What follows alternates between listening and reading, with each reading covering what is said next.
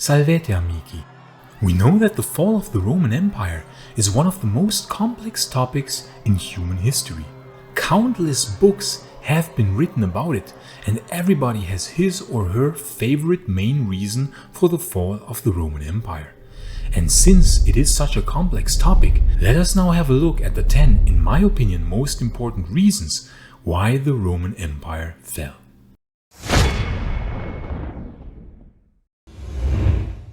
Our human brain is really quite primitive. We have extreme difficulties dealing with multiple things that are going on at the same time.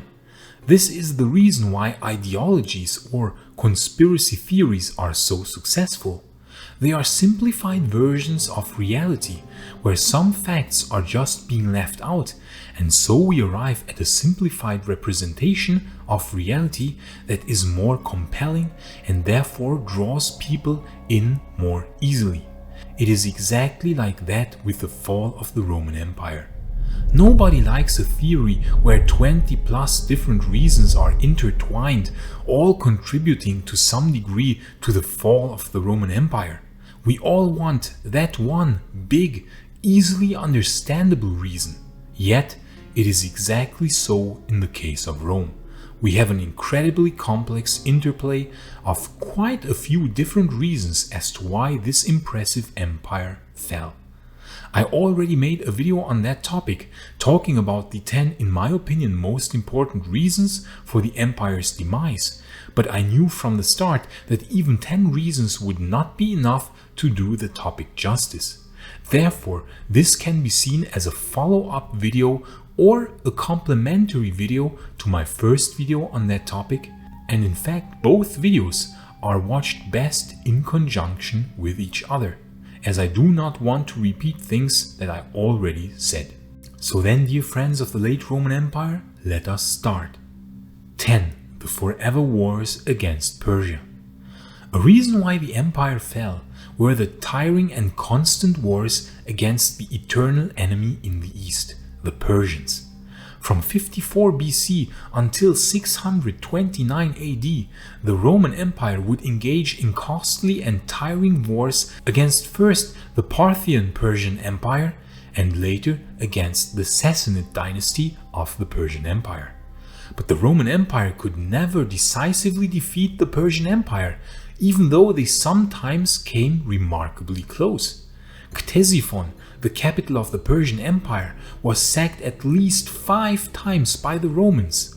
Under the legendary Emperor Trajan, for example, Ctesiphon was not only sacked, but a large territory of Persia was annexed by Rome. However, Persia was very large and stretched very far to the east, so completely defeating this enemy would have required Rome to mount a vast military expedition to the borders of India, as Alexander the Great had done. Something which the empire could not afford, as there were many other enemies waiting for the empire to show weakness. The constant threat of Persia, with many wars fought over hundreds of years, drained the empire of many vital troops that would have been needed to defend the borders in Germania.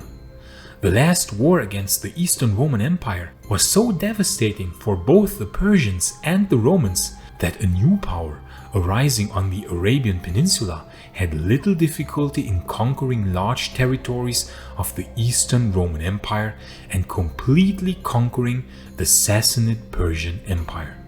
Thus, the 700-year-long wars had given neither side any advantage, but in fact would be the undoing of Persia and to some degree of the Eastern Roman Empire. 9. Making Britannia province of the empire, but not Germania. This certainly sounds surprising to you, doesn't it? Why should Britannia have contributed to the fall of the Imperium? Well, friends, because not only was Britannia very costly to conquer, and not only did the province not give the Romans anything of great value except for one single gold mine, but this province would turn out to be a constant source of trouble for the empire. In the 360 years of Roman rule in Britannia, from nowhere else would we see so many usurpers be spawned than from that island. These usurpers to the Roman throne would then land in Gaul and involve the empire in costly civil wars. Clodius Albinus in 196 AD, Carausius in 286, Alectus in 293, Constantine in 306, Magnentius in 350, Magnus Maximus in 383, then Marcus, Gratian and Constantine III from 406 to 407. All these usurpers were proclaimed emperor by their troops in Britannia. This is because Britannia was highly unpleasant to serve in, with constant rebellions, brutal tribes to the north, and a very unpleasant climate. Thus the soldiers would use any possible reason to get away from this island, and proclaiming new emperors was a way to achieve that. Britannia thus drained the empire of many vital resources and inflicted heavy casualties onto the Roman army by many civil wars. Instead, making Germania a province would have been a far better alternative. And in fact, this would almost have happened twice. The first time it failed because of the famous defeat of Varus at the Battle of Teutoburg Forest in 9 AD. But then, 5 years later, Germanicus Julius Caesar, most often simply known as Germanicus, ventured deep into Germania in order to avenge the destroyed legions of Teutoburg Forest, with incredible success. In a series of impressive victories from 14 to 16 AD, Germanicus had inflicted heavy casualties onto the German tribes, completely defeating even the feared Arminius, whose treachery had led to the Roman defeat in 9 AD. But the Emperor Tiberius decided against making Germania a province. Had Tiberius decided otherwise, it is quite possible that history would have taken a very different course. Britannia was as costly to conquer and maintain as Germania, but contrary to Britannia, Germania would have offered strong advantages during the Great Migration 400 years later. And not being on a secluded island, this province quite likely would have spawned far less usurpers. Thus, making Britannia a province but Germania not was a big mistake for the Roman Empire, one that would contribute to its fall. And please like the video and subscribe, and also turn on the bell so that you won't miss any future videos on the fascinating era of the late Roman Empire. And if you want to suggest video topics of your own, participate in polls, chat with other enthusiasts of the Roman Empire, or participate in exclusive live streams with me or our team, you can gain these perks by supporting our work on Patreon or via becoming a YouTube member. Thanks to your support, we will be able to explore many different topics of the late Roman Empire and make even better videos. And a special thanks to our Patreon Maxim Viazda, I hope I pronounced your name correctly, because he supports this channel in a most generous way. Majorian himself would be proud. Gratias ago tibi, amici. 8. Erosion of the tax base. Because now Germania had not been made province, but the pretty much useless, nay even detrimental Britannia, Germanic invaders would have easy game invading the Western Roman Empire after 406 AD, an event about which we talked in this video here. Weakened by constant civil wars against usurpers from, yes, you guessed it, Britannia, the Roman Empire under the inefficient Honorius failed to repel the Germanic invaders.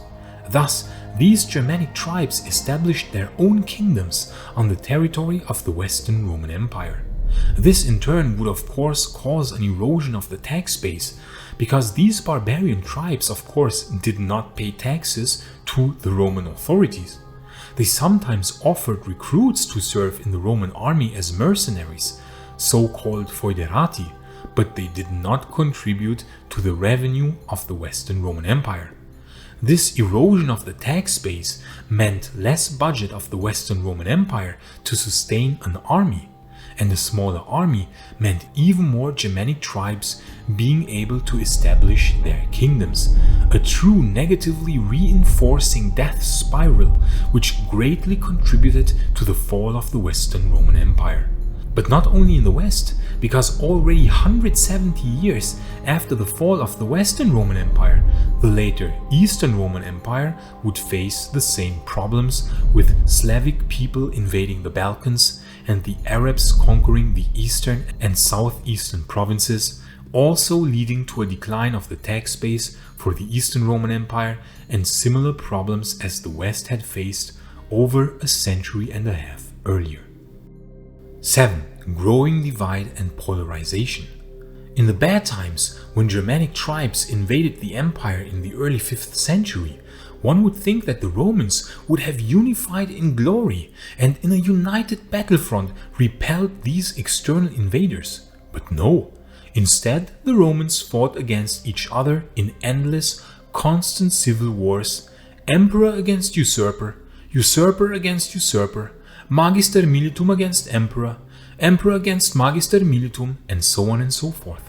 But not only that, nay, the people themselves also blamed each other for the disasters. The pagans blamed the Christians because only very shortly after giving up the old traditions, in fact Christianity had only been made state religion in 392 AD, did the huge troubles for the empire start. Already 14 years later did large Germanic forces invade and devastate Gaul, and so the pagans blamed the conversion to Christianity for these disasters. Many Christians even reverted back to paganism. But the Christians, of course, in turn attacked the pagans, and the two groups became more polarized. This led, for example, to religious riots in Alexandria in 391 and 92, where the Serapion of Alexandria was destroyed by Christian fanatics. Similar religious riots happened in Carthage under Augustine of Hippo around the same time, where 60 people were killed. So instead of being unified against the barbarian threats, the Romans themselves accused each other of being at fault, all the while the barbarians were plundering and sacking cities and establishing their kingdoms on Roman territory. 6. Extreme social inequality and injustice. For all the accomplishments and splendor that was Rome, we should not forget that it was also a very unequal and unfair society. There were rich aristocrats, rich landowners, and others high up in the social ladder who had it all, and then there were the slaves, the peasants, and others who had basically nothing. It is estimated that the top 1% of the Roman population controlled 16% of its wealth. The Gini coefficient, which measures the level of income disparity in a society, where 0 is perfectly equal and 1 is perfectly unequal, was very high in Rome. It measured an incredibly high 0.43. As long as there was order in the empire, this social construct remained largely intact, apart from a few slave rebellions here or there. The most famous one, of course, being the rebellion of Spartacus from 73 to 71 BC. But after 406 AD, when the Western Roman Empire would start unraveling more and more, the slaves and poor peasants saw their chance come and defected in masses from the oppression of Rome, banding themselves together as the Bacchae Dei rebels. These rebels would fight against the Roman army, and they would sometimes even join the Germanic invaders, thus greatly weakening the empire. It is, for example, said that many slaves, especially gladiators, fled from Rome when the city was besieged by Alaric's Visigoths prior to the sack of 410, and they joined Alaric's Visigoths, making the invaders stronger while simultaneously weakening the forces of the empire. Therefore, the social inequality and injustice would have really bad consequences for the empire. 5. Bad luck. Now this is unexpected. Yes, friends, simple bad luck also played a crucial role in the downfall of the Western Roman and later Eastern Roman empires. We already talked extensively about all the times the Roman Empire could have been saved in these two videos here, but in short, There were many opportunities where Rome could have been saved, had history gone only slightly differently, or had some people in charge made better decisions. It really sometimes came down to wrong person at the wrong time or wrong decision at the wrong time. Had, for example, the Eastern Roman Emperor Valens waited for the reinforcements of the Western Roman Emperor Gratian, the Romans quite likely would have defeated the Goths at Adrianople in 378 AD instead of losing. The Goths would never have become the problem they had been in our timeline. Or had Theodosius not marched on the usurper Eugenius, but instead accepted him as Western Roman Emperor, a lot of the legions of the Western Empire would not have been destroyed at the Battle of the Frigidus River in 394 AD. Or had the Magister Militum Stilicho decided to defend Gallia, he quite likely would have not fallen from grace with Honorius, and might have even repelled the Germanic invasions with the help of Alaric's foederati troops. Then the sack of Rome in 410 would never have happened. Or had Aetius not engaged in a senseless civil war, the Vandals would have never been able to invade Africa. Or had Valentinian III not killed Aetius, the second sack of Rome in 455 would have very likely not happened. Or had Majorian better protected his fleet in 460, traitors would never have managed to burn it, consequently he might have managed to invade Africa and Ricimer could never have killed him. Or had Basiliscus not been so easily fooled in 468 at Cape Bon, the Roman fleet would not have been destroyed, thus not bankrupting the Eastern Roman Empire and leaving the West undefended. And there is an equally long list for the Eastern Roman Empire. So we see sometimes it just came down to bad luck or wrong decisions, which shaped the fate of the Roman Empire. 4. Corruption. Of course, no list is complete without corruption, something that is plaguing even our current countries all around the world. But especially in the later Roman Empire, it was quite common practice for Roman officials to be corrupt. This is best seen in the numerous laws that were issued in order to attempt to address this problem, such as Majorian's famous laws, the Novellae Maioriani, about which we are going to talk in much more detail in the future. In two of these laws, forms of corruption and tax evasion are especially addressed. The Novella Maioriani II, De Indulgentiis Reliquorum, on the remission of past due accounts, remitted all the tax arrears of the landowners issued in 458 AD. This same law explicitly prohibited public administrators who had a record of keeping the collected money for themselves from collecting taxes. This task was to be reserved to the governors alone. Another law was to reorganize the tax system and reduce corruption. It was issued on September 4th of the same year and was entitled De Bonis Caducis Sive Proscriptorum, on abandoned property and that of proscribed persons, known as the Novella Maioriani V.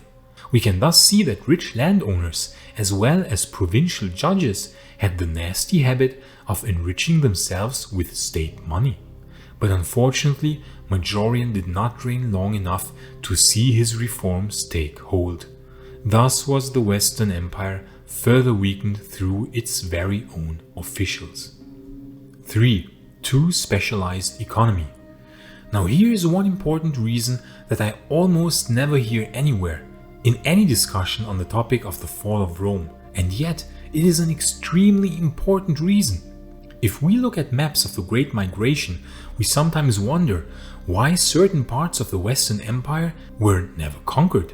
The Basques are, for example, such a fascinating case. The Suevi and Visigoths settled in the province of Hispania, and while they overcame the Roman population with relative ease, the Basques would mount a formidable defense, repelling the attackers and forming their own small independent territory. How could the Basques do this while the Romans could not? It turns out that being less developed in that case was an advantage. The Basque people had the ability to forge their own weapons and armor locally and to put up a well-organized armed resistance against the Suevi and Visigoths, so that their territory was not conquered. whereas the Roman population could not forge their own weapons and armor locally because the production facilities for these items were scattered throughout the entire empire. In addition, the Roman army was a highly efficient paid army, whereas in the case of the Basques, an army could be recruited from all across the society very fast, since they had no paid army system, but every single individual could fight if need arose. The more highly developed and civilized Roman cities, thus, often lacking a real fighting force and material, could often not mount an effective resistance, and consequently the local Roman population was not as effective at resisting the invasions as lesser developed societies. 2. Economic troubles. The erosion of the tax base through the establishment of Germanic kingdoms and through corruption was only one part of the problem. The Roman currency was another. Already in the 2nd century AD, the precious metal content of Roman coins had started to drop. In the times of Augustus, a denarius had a silver content of almost 100%. This was an almost pure silver coin. But since silver and gold output from mines was limited, and the Roman army had grown so large, while public spending for new building projects was extremely costly, and Rome had run out of wealthy enemies to conquer, the emperors now started to debase the gold and silver coins.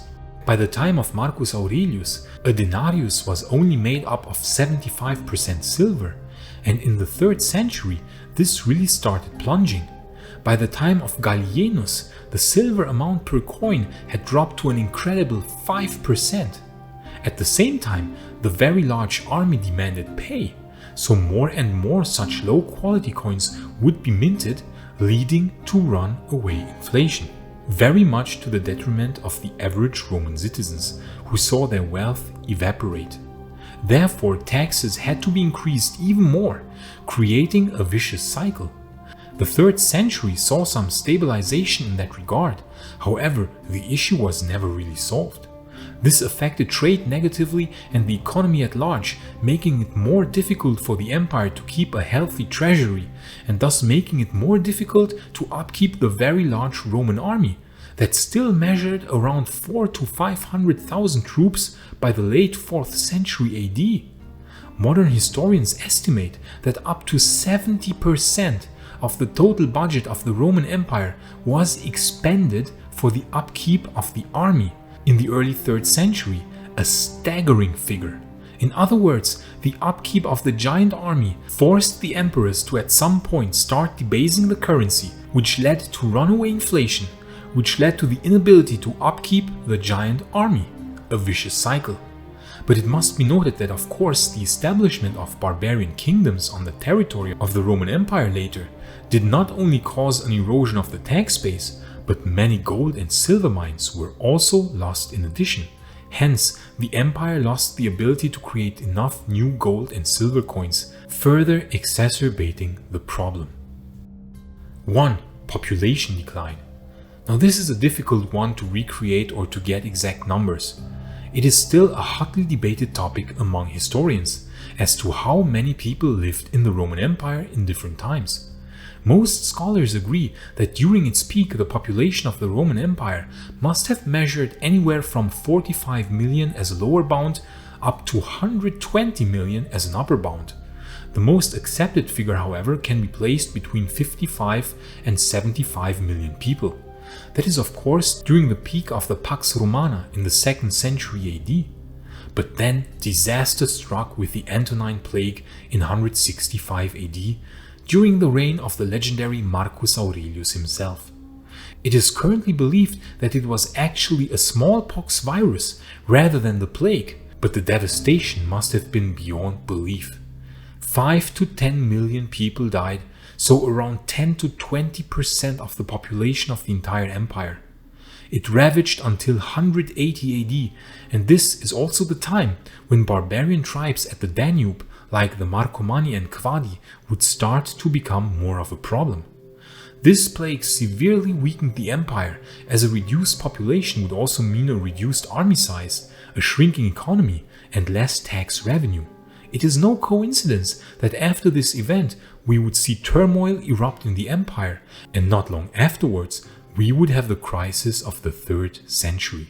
It is difficult to reconstruct how the population of the empire recovered, but laws such as the Novella Maioriani 6, Holy Maidens, Widows and their Succession, issued in 458 by Majorian himself, did address this population decline by disallowing women under the age of 40 from taking up religious vows, which would lead them to be childless. It is thus very likely that the Roman population started declining at some point, but by how much we cannot know. 0. Cultural tiredness. I have cheated you, friends of the Roman Empire, for in fact, the fall of the Roman Empire is such a complex topic that even 10 reasons, plus the other 10 from my previous video, are still not enough to conquer the full, incomprehensible complexity of this topic. Another phenomenon that must be mentioned is cultural tiredness. Behind this assumption lies the theory that somehow the Romans had lost the will to defend their empire. It is almost as if they secretly wanted the empire to fail in the last decades of the Western Empire. While in the days of the Roman Republic and the first 2 centuries of the empire, an emperor would have encountered no difficulty whatsoever in recruiting new armies, by the 5th century AD, recruiting new armies had in fact become a nightmare. The Romans, especially in Italy, had become completely unwilling to defend their empire, and even maimed and mutilated themselves in order to evade recruitment, as detailed in an account by Ammianus Marcellinus. But the cultural tiredness showed itself also in the decline of the classical culture of antiquity. At some point, the old classical traditions and pagan rites had started eroding. Classical art and literature was in decline. The Romans had started to lose faith in their old gods. A religious void was created. This void enabled new religions to rise to power, and so Christianity would fill up this void, and it is fascinating to see how quickly Christianity had taken over the old traditions, almost as if the old societal structures had completely given up on themselves. Old pagan temples were closed, ancient statues of the old gods torn down. A society that had been built on these beliefs suddenly would tear down its very foundations. Things that were totally normal only a few decades earlier were now frowned upon, despised, demolished, destroyed. It is almost as if the people had become tired of defending the old values and their old empire and wanted something new at all costs. And now to the honorable mentions, because we are still not done here. Geography. If we look at the Western and Eastern Roman empires, we can clearly see an extremely different geography. The West was completely open and exposed, where the barbarian invaders had plenty of options to choose from where to cross into the empire. The entire Rhine frontier gave plenty of options. The Eastern Empire faced the same problem in the Balkans, as Germanic tribes had no trouble in crossing the Danube River and then devastated the Balkans multiple times, during the crisis of the 3rd century, then again in the years after the Battle of Adrianople in 387 AD, and then again in the early 7th century AD. But there was a major difference to the west, the Black Sea and the Bosporus.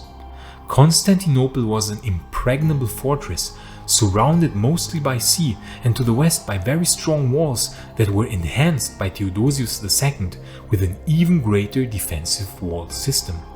Thus, the rich provinces of the Levant and Egypt were pretty much safe from barbarian incursions. We shall see in future videos that the Eastern Roman Empire would suffer a similar fate to the West, and already by the mid-7th century, the Eastern Roman Empire was severely diminished.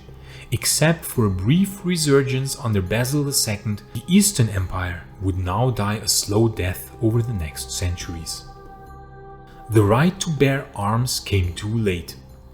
We already said that very often the Roman civilian population was incapable of mounting an effective defense because they were unarmed and quite often did not even know how to wield arms anymore. Therefore, the Western Emperor Valentinian III issued a law in 440 AD known as the Novella Valentiniani 9, with the name De Reddito Iure Armorum, on the return of the right to bear arms. Majorian issued the same law again in 457, the Novella Maioriani 8, with the same title. But what can we say to this? It came far too late.